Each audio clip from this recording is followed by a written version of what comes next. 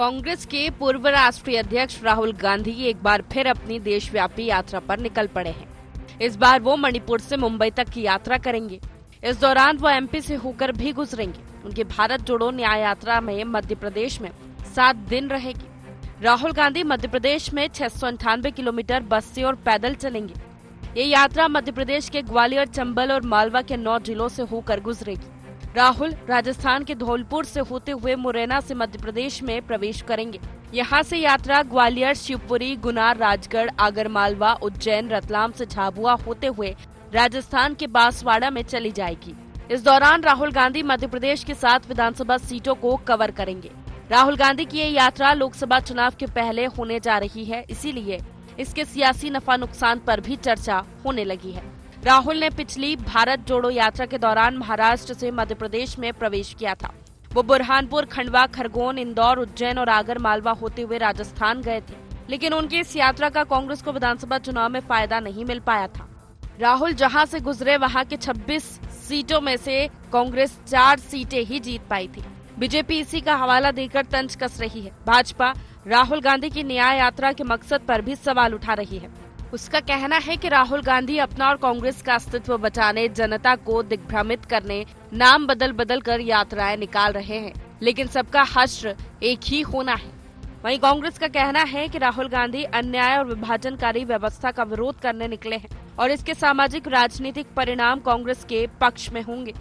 कांग्रेस नाम बदल के जो पाप छुपाने का अभियान प्रारंभ कर चुकी है, वो देश की जनता ने विफल कर दिया है। घमंडिया गठबंधन किस तरह से धूल चाटता दिख रहा है, तो ये बताता है कि भारत जोड़ो यात्रा को न्याय यात्रा में बदलने से न जनता में प्रासंगिकता होगी न कार्यकर्ताओं में। बाकी कांग्रेस को तो 75 सालों तक विभिन्न सरकारों के द्वारा किए गए अन्याय के लिए माफी यात्रा निकालनी चाहिए। भारत के लोगों को न्याय दिलाना चाहते हैं। जो भारतीय जनता पार्टी की केंद्र की सरकार है, जिसने भारत के सामाजिक ताने बाने को छिन्न भिन्न कर दिया, सांप्रदायिक ध्रुवीकरण किया, अंतिम पंक्ति में खड़े हुए आदमी को और पीछे धकेल दिया। तो इस सामाजिक, आर्थिक और राजनीतिक विभेद को खत्म करने के लिए राहुल गांधी जी ने मानस बनाया है। हम एक यात्रा प्रारंभ कर रहे हैं और उसका प्रतिसाद राजनीतिक, सामाजिक दृष्टिकोण से कांग्रेस पार्टी को अच्छा मिलेगा। खैर, राहुल गांधी की यात्रा से कांग्रेस को कितना फायदा होगा ये तो आने वाला समय बताएगा, लेकिन ये तो तय है कि उनकी यात्रा विधानसभा की हार से सुस्त पड़ी कांग्रेस में जोश तो भर ही देगी। मध्य प्रदेश कांग्रेस यात्रा की तैयारियों में जुट गई है। मध्य प्रदेश में राहुल गांधी के साथ चलने वाले यात्रियों की सूची पीसीसी के द्वारा तैयार की जा रही है। Bureau report, IND 24।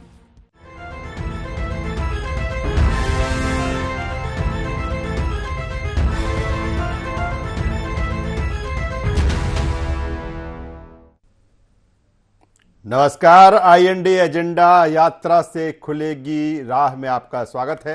मैं हूं राजेश सक्सेना। आज इसी विषय पर, इसी मसले पर हम चर्चा करेंगे, बातचीत करेंगे, डिबेट करेंगे, लेकिन पहले देख लेते हैं एजेंडा पॉइंट्स। भारत जोड़ो न्याय यात्रा से क्या संदेश देने की तैयारी में है कांग्रेस?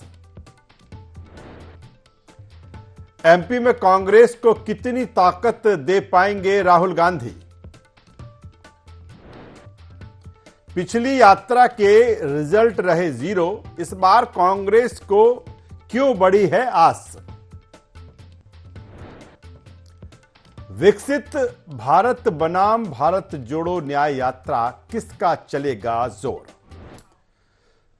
तो राहुल गांधी एक बार फिर यात्रा के जरिए देश के अलग अलग स्थानों पर पहुंचेंगे और इस बार नाम है भारत जोड़ो न्याय यात्रा।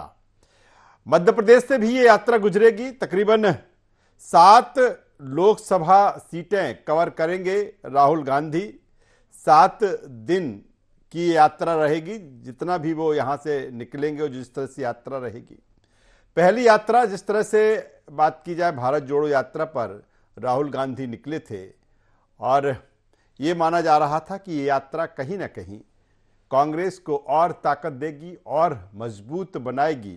लेकिन जिस तरह के परिणाम 2023 विधानसभा चुनाव में आए, जिन राज्यों में विधानसभा के चुनाव हुए खासतौर पर हम उत्तर के उन राज्यों की बात कर लें, चाहे राजस्थान की हम बात करें, छत्तीसगढ़ की या मध्य प्रदेश की, वहाँ पर जो परफॉर्मेंस रहा वो कांग्रेस का बेहतर नहीं रहा और तीनों राज्यों में। और जिस तरह से भारतीय जनता पार्टी की सरकार बनी और अब ये माना जा रहा है कि जिस तरह से राहुल गांधी की जो यात्रा है, इससे पहले भारतीय जनता पार्टी की विकसित भारत संकल्प यात्रा चल रही है, इसी का ये इसको काउंटर मान लें, या फिर किस तरह से इस यात्रा से पार्टी और मजबूत होगी, कैसे पार्टी को लोकसभा चुनाव में इसका फायदा मिलेगा। हालांकि अभी इंडिया गठबंधन पर भी लगातार मीटिंग्स चल रही हैं, बातचीत चल रही है, लेकिन अभी कुछ फाइनलाइज नहीं है।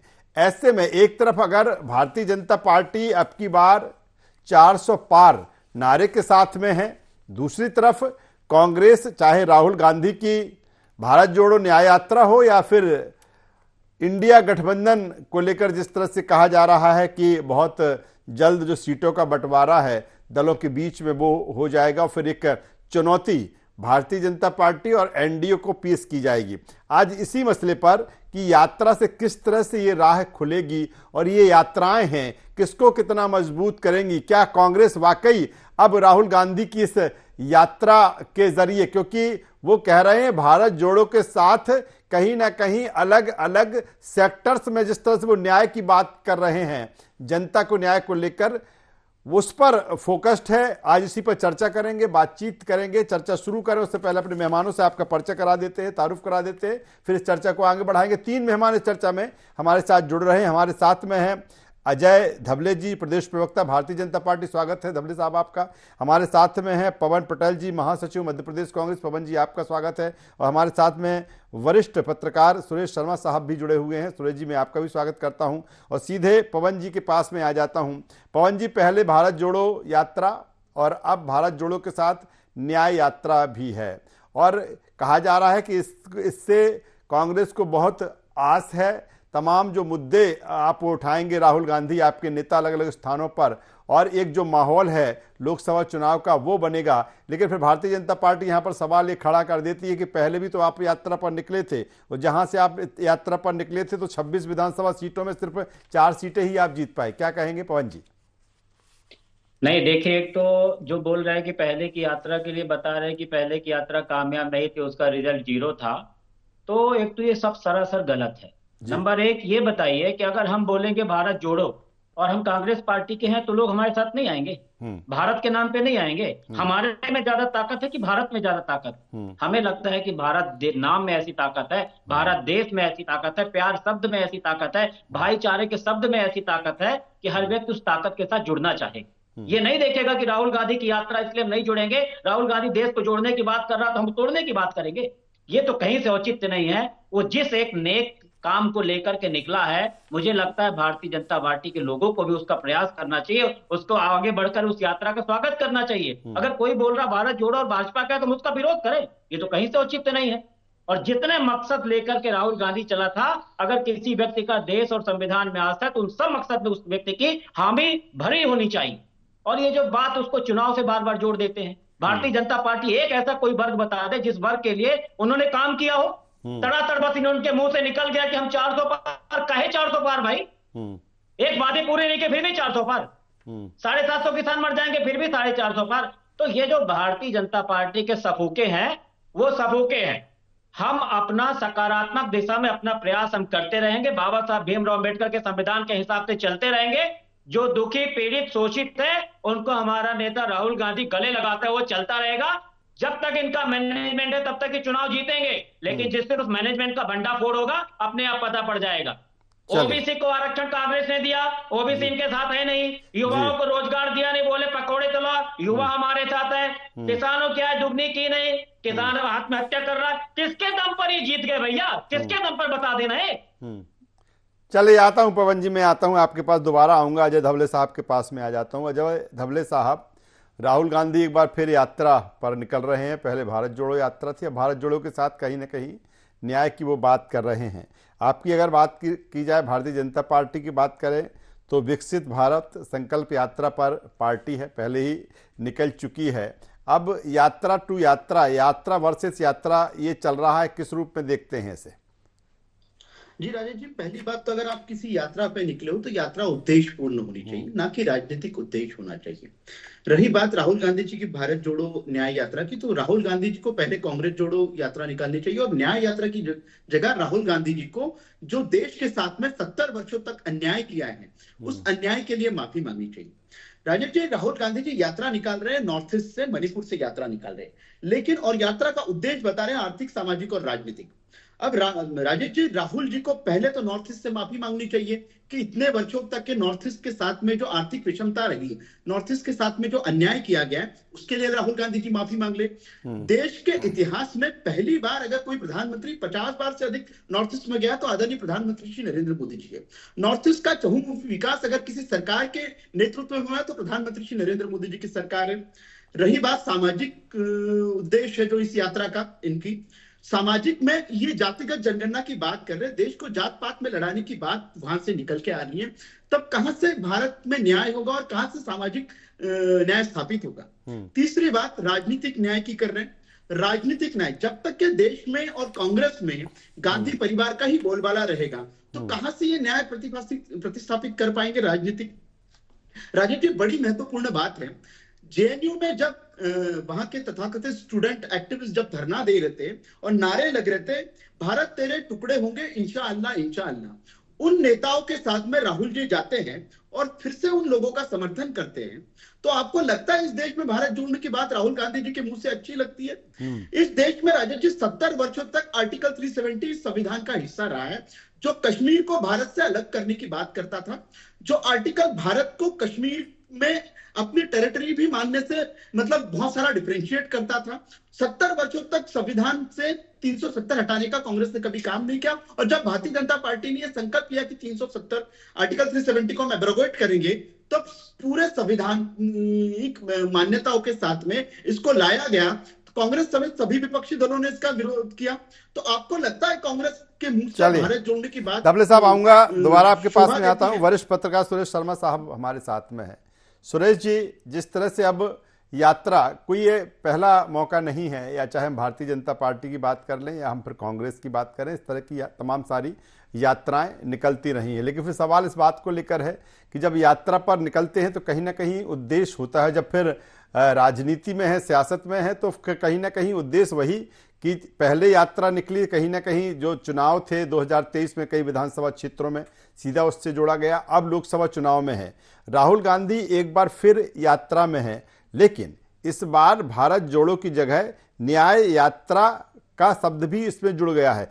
किस रूप में देखें इस यात्रा को, और फिर किस तरह की इस यात्रा से क्या कांग्रेस की कुछ पॉजिटिविटी बनेगी, कुछ ऐसी चीजें बनेगी, मजबूत होगी? क्योंकि यात्रा के बाद बहुत कुछ संभावना जिस तरह से थी कि बेहतर परफॉर्मेंस देखने को मिलेगी, कांग्रेस की तरफ नहीं मिली। इस यात्रा को किस रूप में देखें सुरेश जी? देखिए, एक तो राजनीतिक यात्राएं निकालने का सभी राजनीतिक पार्टियों को अधिकार है, कांग्रेस भी निकाल रही है जी। केवल एक बात है कि आपका विजन, आपके कार्यक्रम और जनता का आपके कार्यक्रमों के प्रति आकर्षण कैसे बने, इसकी चिंता करते हुए यदि आगे बढ़ा जाएगा तो निश्चित रूप से ये कहा जा सकता है कि सफलता मिलेगी। लेकिन अभी तक जब राहुल गांधी जैसा व्यक्ति कन्हैया कुमार के नेतृत्व में आगे बढ़ने की कोशिश करेगा, तब हमें ये परिणाम वांछित आएंगे या नहीं आएंगे, इस पे संदेह उत्पन्न हो जाता है। इसी के साथ ये भी कहना थोड़ा सामयिक होगा कि जो यात्रा पहले निकली थी भारत जोड़ो वाली, उस यात्रा के क्या वांछित परिणाम आए हैं, इनकी समीक्षा कभी भी सकारात्मक नहीं हुई। यानी मध्य प्रदेश में भी हमने ये देखा है कि जहां से यात्रा गुजरी थी वहां पर उस हिसाब से परिणाम नहीं आए, और राहुल गांधी जी के प्रति आकर्षण और आकर्षण का जीत में परिवर्तन अभी तक उसका जो प्रतिशत है वो बहुत कम है। इसलिए राहुल गांधी जी को बार बार प्रोजेक्ट करने के प्रयासों का अच्छा प्रतिफल मिले, इसकी सबको अपेक्षा है, लेकिन ऐसा दिखाई कम दे रहा है। दूसरी बात यह है कि आप जो है देश को जोड़ने की या देश के अंदर न्याय की और ये सब बात करके आप ये संदेश देने का प्रयास कर रहे हैं कि देश बटा हुआ है। जब देश बटा हुआ है तो स्पष्ट होता है इससे कि अल्पसंख्यक और बहुसंख्यक के बीच में बटा हुआ माना जाता है, उसकी मोटे तौर पर चर्चा होती है। तो ये आपको सिद्ध करना पड़ेगा कि पहले जब फतवे के आधार पर सरकारें निकलती थी तब देश बटा हुआ नहीं था, और आज बहुसंख्यक मतदाताओं ने मतदान करके सत्ता में लाने का भाजपा को प्रयास कर लिया, तब देश बटा हुआ है। इसको जस्टिफाई करना काफी कठिन काम हो जाएगा, क्योंकि यदि धार्मिक तुष्टीकरण या एक तरफ से मुस्लिम मतदाताओं के वोट प्राप्त करने की राजनीति होती थी, तो उस राजनीति का जो नुकसान अन्य समुदायों को सहन करना पड़ा है और वो समुदाय आज इकट्ठे हो रहे हैं, तब आपको राजनीति में उस समन्वय की जरूरत होना चाहिए जिसमें दोनों समुदाय इकट्ठे हों, जिसको गंगा जमुनी तहजीब कहा जाए। वैसी परिस्थितियां यदि निर्मित होंगी तब जाकर के सारा वातावरण सामान्य रूप से निर्मित होगा। इस प्रकार की यात्राएं जिनमें संदेश ही विभाजनकारी हो या विभाजन को एकता करने वाला संदेश हो, जिसमें भी विभाजन छुपा हो, मुझे लगता है इस देश में जब एक वातावरण बना हुआ है, उस वातावरण में इस तरह की बातें कितनी असर डाल के उसके बीच को जो है ठीक कर पाएंगी, इसके बारे में आज तो संशय है। कम से कम यात्रा के बाद यदि सकारात्मक परिणाम आते हैं तो बहुत अच्छी बात जी सर। और जिस तरह से वातावरण की बात हो रही है, विजन की बात हो रही है, और पिछली यात्रा पर जब निकले थे फिर उस यात्रा ने कितना उसका इम्पैक्ट देखने को मिला। सीधा सा पवन जी, मेरा सवाल इस बात को लेकर है कि यात्रा पर चूंकि भारत जोड़ो के साथ एक और जुड़ गया, उसमें न्याय यात्रा। भारतीय जनता पार्टी कह रही है कि अपना पार्टी का अस्तित्व बचाने के लिए वो निकल रहे हैं। अगर इस हिसाब से देखा जाए तो पिछला जो भारत जोड़ो यात्रा पर निकले थे उसका कोई ऐसा विशेष फायदा कांग्रेस को नहीं मिला।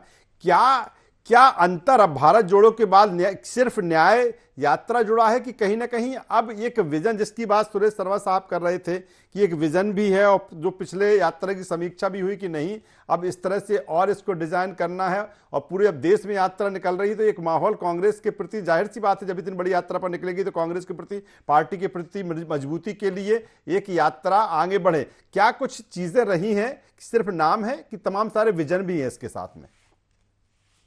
नहीं, आप ये बताइए, माहौल की जो बात करते हैं, माहौल मणिपुर में घटनाएं होती जाएंगी फिर भी पक्ष भाजपा के माहौल में रहेगा, समझ से परे है। इंटरनेशनली अवॉर्डेड नारा दे देंगे बहुत हुई महंगाई की मार, फिर भी मोदी सरकार उसका महंगाई कम नहीं करेंगे, उसके बाद भी माहौल भाजपा के पक्ष में रहेगा। 750 किसान मर जाएंगे, उसके बाद भी भाजपा के पक्ष में माहौल रहेगा।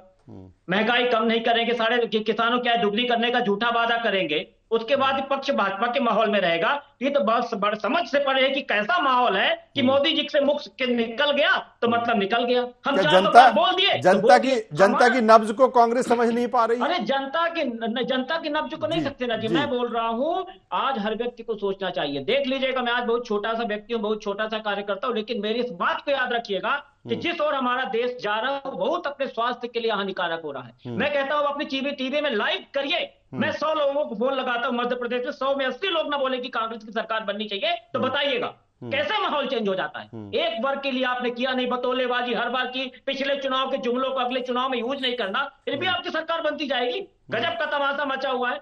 अब राहुल गांधी निकला नया यात्रा, तो उसमें हम निकाल रहे, अरे भैया किसी के साथ अन्याय हो रहा है उसके न्याय के लिए हम निकल रहे, तो क्या बुरा कर रहे हैं? किसी का टूटा हुआ दिल को जोड़ने के लिए क्या पवन जी कमी कहां रह जाती? पवन जी कमी कहां रह जाती? ठीक है, आप जो कह रहे हैं वो भी मान लीजिए थे, तो क्या जनता को बेहतर तरीके से कांग्रेस या राहुल गांधी समझा नहीं पा रहे हैं? ये एक वजह है जी। कमी कोई नहीं रह जाती। हमारा प्रयास 100% है और उस प्रयास को जनता के मन में 100% उतरता है, लेकिन वो रिजल्ट में नहीं परिवर्तित होता, क्योंकि कोई ना कोई बीच में मैकेनिज्म काम कर रहा है।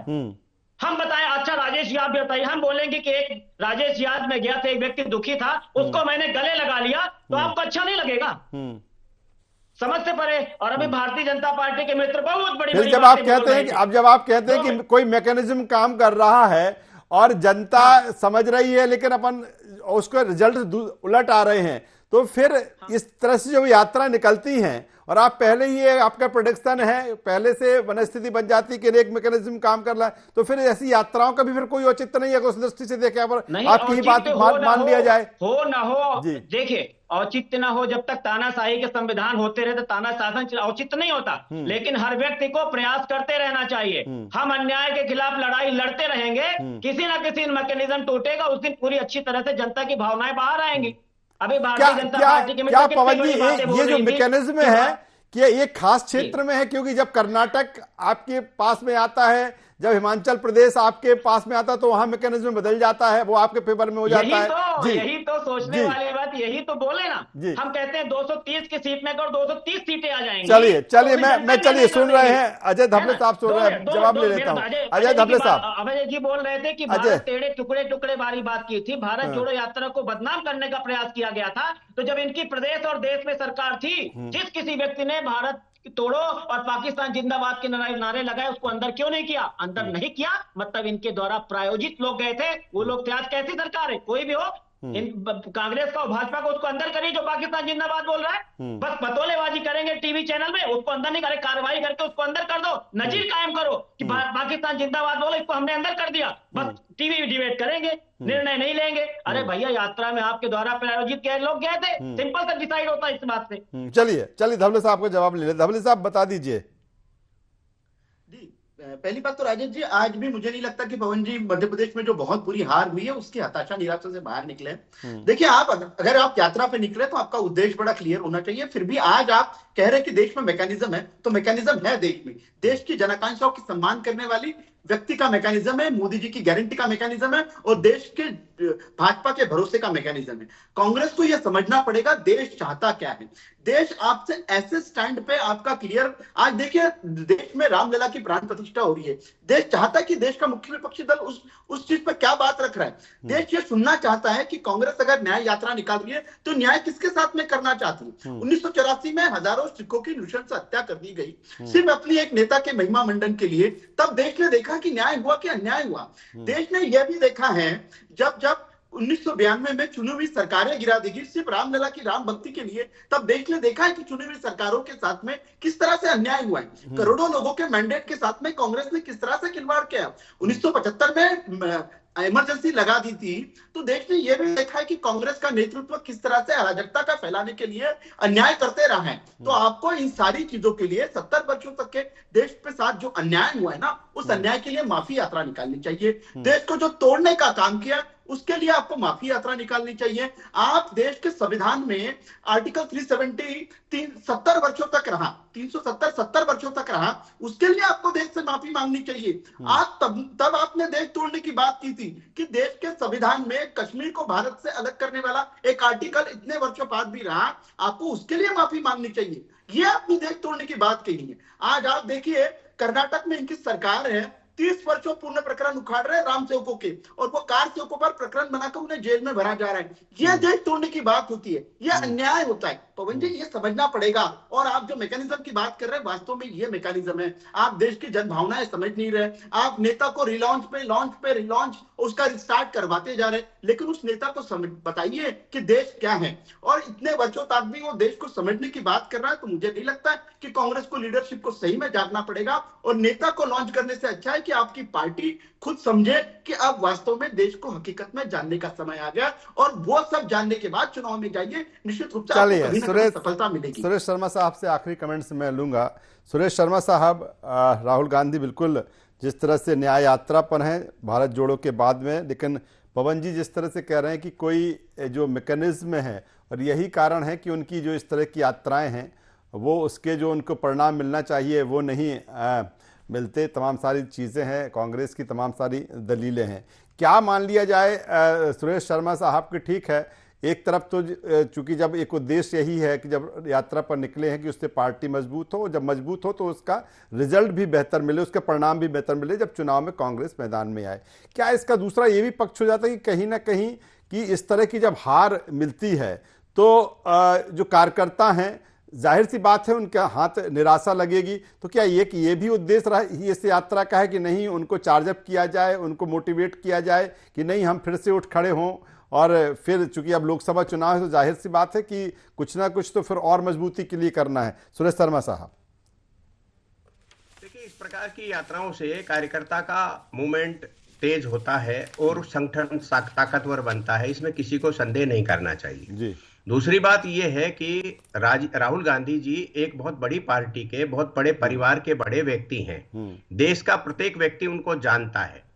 केवल अंतर यह है कि उस जान पहचान को आप पॉजिटिविटी में बदल करके और देश के लिए वो क्या करने की क्षमता रखते हैं, इसकी जानकारी देश के लोगों के सामने आना चाहिए। अभी वो जानकारी आ नहीं पा रही है। हास्य विनोद उनके साथ ज्यादा जोड़ने का प्रयास हुआ है और वो जुड़ते जा रहे हैं। मुझे ये लगता है कि कांग्रेस के जो विद्वान लोग हैं, या तो राहुल गांधी जी का विकल्प ढूंढे, या राहुल गांधी जी के साथ लगे हुए हास्य विनोद के प्रसंग हैं उन्हें दूर करते हुए उन्हें धीर गंभीर और देश के प्रति सोचने वाला, विजन वाला व्यक्ति सिद्ध करने का प्रयास करना चाहिए। मुझे लगता है इस मामले में अभी कांग्रेस को सफलता नहीं मिली है।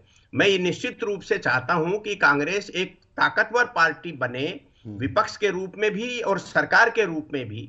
हमारी कोई ऐसी इच्छा नहीं है कि कांग्रेस सरकार में नहीं आए कभी। कमी है तो मैं ये कहना, राजेश जी, मैं ये कहना चाहता हूं, लेकिन देश को ये मालूम चले कि जैसे आजादी के समय जो कांग्रेस कर रही थी वो बेहतर कर रही थी, लेकिन जनसंघ और भाजपा ने उससे बेहतर करने का प्रयास दिखाया, लोगों को गले उतरा और मोदी ने करके दिखाया।